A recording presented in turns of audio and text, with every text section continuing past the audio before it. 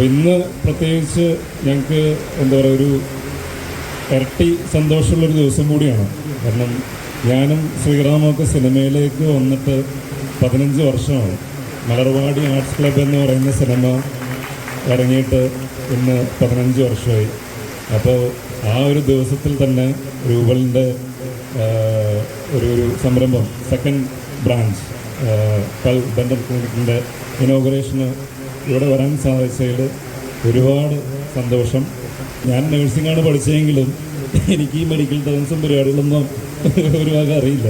അപ്പോൾ ഞാനത് രൂപയിലെടുത്ത് ചോദിച്ചപ്പോൾ പറഞ്ഞത് നമ്മുടെ പല്ലുകൾ, നാച്ചുറലായിട്ടുള്ള പല്ലുകൾ അവിടെ നിലനിർത്തിക്കൊണ്ട് തന്നെ മാക്സിമം അവിടെ തന്നെ അതിനെ ഉപദ്രവിക്കാതെ അതവിടെ കീപ്പ് ചെയ്തിട്ട് നമ്മുടെ നാച്ചുറലായിട്ടുള്ള പല്ലുകൾ അവിടെ തന്നെ നിൽക്കുകയാണെന്നുണ്ടെങ്കിൽ അതാണ് ഏറ്റവും നല്ലത്.